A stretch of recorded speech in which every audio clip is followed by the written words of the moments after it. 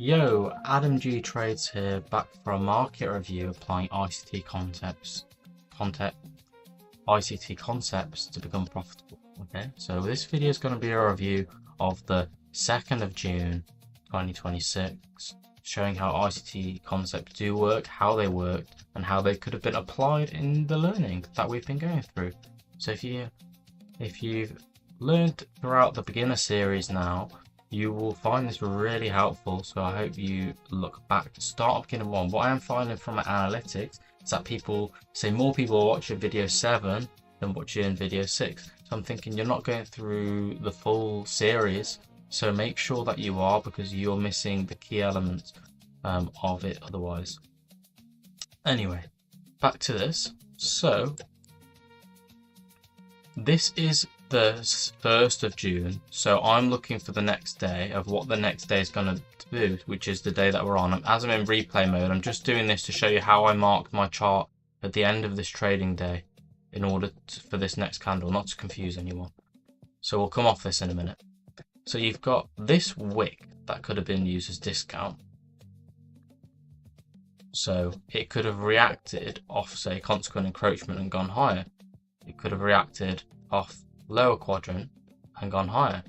Okay, so however, if it was coming down, you should see, and it's not reacting, you should see these like used as the true support and resistance for the day. So as it comes up, resist; as it comes up, resist; as it comes down, resist, and unless we're getting a reaction in the zones. If it was going to go further than this zone, where would the next place it would go? What is the next imbalance it would go to? Here. So, and it potentially this low, if no reaction. But price is either seeking liquidity or inefficiencies, and we're at all-time highs, trading higher, so it's coming back down for inefficiencies that could potentially be used to go up. So I'm mindful of the turning points in the market and when these are prior to actually turning up at the chart. Okay, so we'll go down to the 1 minute chart and we'll go for each session. So if I'm expecting higher prices in the day, we need to think about how this could look in terms of the daily candle.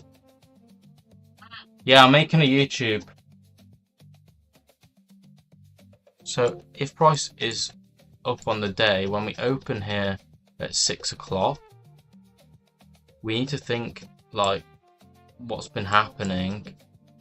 Like, so we open at 6 o'clock to start that daily candle, which is the 2nd of June.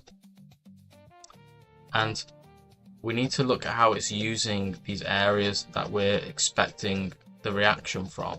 So in order for it to go up, it must come down to get that liquidity, get that inefficiency filled, okay, and reaching for that inefficiency to get that reaction.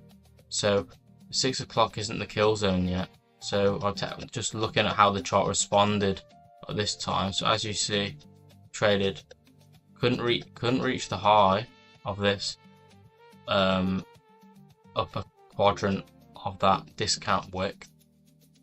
Then we come down, comes back up, touches. You've got to be patient here and not enter anything. Touches, trades just above but then back down. So it's struggling. Then we enter macro time again, above and down. We're struggling to get above this upper quadrant. Consequent encroachment. Lower quadrant and the bottom. And then what happens is, you could have used an 8th level there. If you'd have used an 8th level, you'd have seen how price reacted off the 8th. Here. Half the distance between here and here. Price reacted off. Price hasn't meaningfully shown any entry, hasn't made a run, hasn't done anything. So I'm still thinking that's not a strong enough reaction to send us up for the day, yeah? And then price spools lower. When it enters this zone, comes down, we're in the new week opening gap also, so I'm going to add that into the chart. So This is another ICT concept which I'll go through in the beginner series part 8, but it's in this video as well. So it comes through new week opening gap.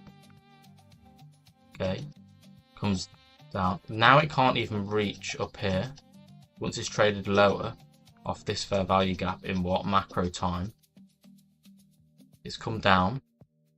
It's come up. Can't reach this quadrant level, which is the lower quadrant now, and it's already traded through here. So if I was interested in long, for example, I would have wanted price to go higher here in a macro time. When we're not in that, we're still spewing lower. And again, it comes up, can't reach the average price for the session, comes down, touches the low. So where are we going next? Coming down here. So if you were in a short, you could have made quite a nice healthy profit if you knew where we were gonna react from. But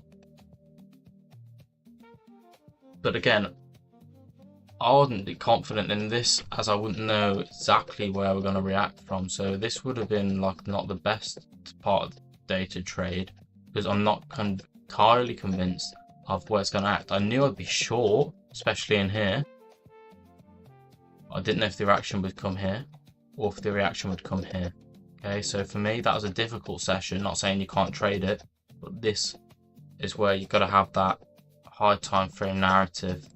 And again, we're just in the dead zones now. You see how it reacts here though, off this new day opening gap and volume imbalance. Okay, we touch it and we go. We come back down to it, touch it and we go. So for me, this is the change of being a market maker sell model into the market maker buy model. So what that means is that now all the PG arrays that are bullish should be respected here. On the way down, we're looking at bearish PD arrays to here. This isn't time I typically trade. So London session, yes, the kill zone is 2 o'clock, but again, if I was at the charts at 1 o'clock, I would have been entering here, okay, at this macro, which I wasn't. Oh, I haven't traded this day, to be honest with you. So the macro here. Now look at the quadrant levels. We come up in the macro time, invert this fair value gap. Could be confident to go long there. We couldn't even reach down to the lower quadrant of the discount wick. Again, we've come up, touch it, we get above it, touch it, come up, come down, touch it, still can't break below it. Come up, come up, come up, touch it, come back down into that fair value gap, and we go higher again. Touch it, it's struggling to get below. It's really amazing how this works. And it's going up, and it's going up, and it's going up, and it's going up, and we go up right until the end of the kill zone. We've made a nice run up all the way down from that volume imbalance, and then we've entered London. So you wanted to exit here really at the end of the 5 o'clock. It's a good time to take a lot of trades out as well. We're here, we sweep the highs, come back down, sweep the lows. Okay, so this is potential where it's starting to go down, and we swept that liquidity, and then we come into a holding pattern before the open.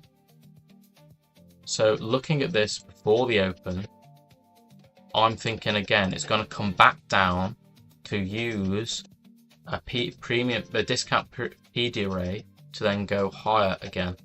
Okay, because we've already got the accumulation within Tokyo, the manipulation, Tokyo again coming into London, distribution occurs in London, then we go back into accumulation in New York here at this time, and then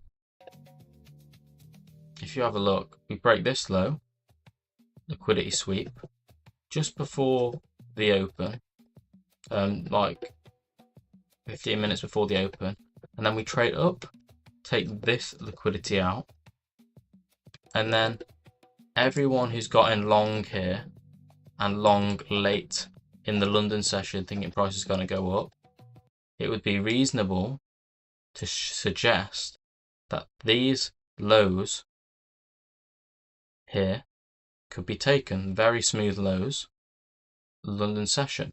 Wasn't expecting that full reversal, as we're bullish on the day. We've had that reaction off the volume imbalance that I showed you before, so we're looking for a buy. And again, it comes down, look how it perfectly touches the lower quadrant of the discount wick, perfectly. Yeah. Then we get that market structure shift, do we? Sorry, no, we don't get market shift. We get that displacement higher. But notice the fair value gap you could have entered on within the, just prior to that macro at 10 o'clock, if you're confident. So we've displaced, traded through, and that time we're bullish. So there's your entry to go higher for the day. Okay, so I'm very aware that we're going to just keep trading up for the day. So if you're tuning in now quite early, you can expect that for the next day. I like to just check as well before I end this one what the 5-day ICT tracker is doing. So we've still not reached the high of the day. Not saying it could reach 5 ADR this time, but which is what I look at. So I look at when a blue zone forms like here, and this would be the high of the day, which is what I've shown on the most popular TikTok I've got. Potential high of the day when it hits 5 ADR. It doesn't go much higher or consolidates for the rest of the day. So I always use that as a rough indicator of when to take out my trades on big days where we've had big expansion. So I always just keep my eye on that. There are other methods you can do it as well that I'm currently learning about. But yeah, I hope this video was helpful. I just want to try and see if I can find any other things in here that might be of use. So see how we get to the new day opening gap and we use this, and they're like magnets, new week opening gap. Talking about this as well, you've got weekly profile which comes into it. So if I go to the 15-minute chart,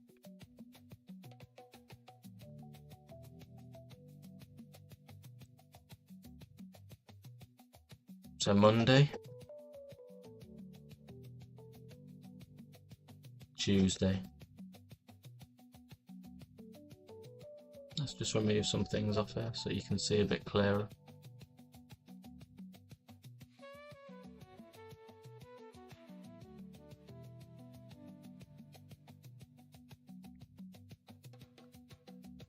So Monday or Tuesday makes the low of the week typically if we're bullish. Or if we're bearish, it would make the high of the week.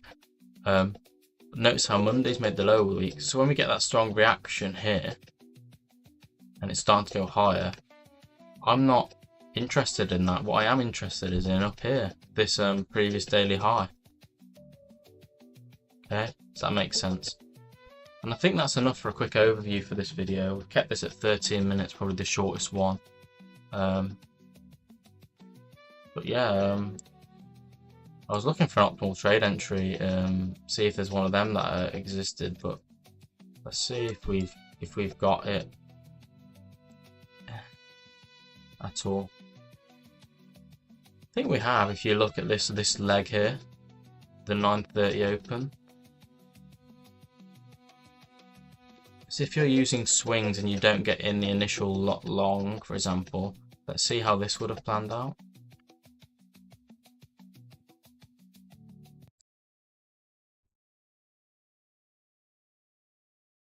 Maybe not.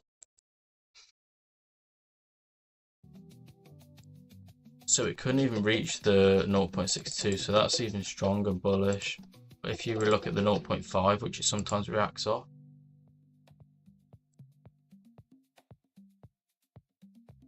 it's reacted off that 0.5 level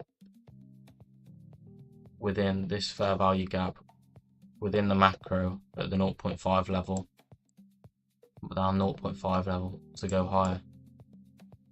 Okay, and that's on the 5-minute chart, so you can see that clearly.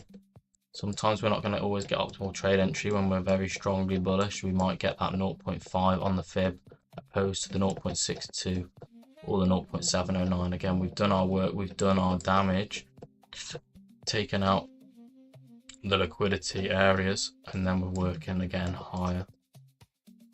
Okay everyone, thanks for watching and goodbye.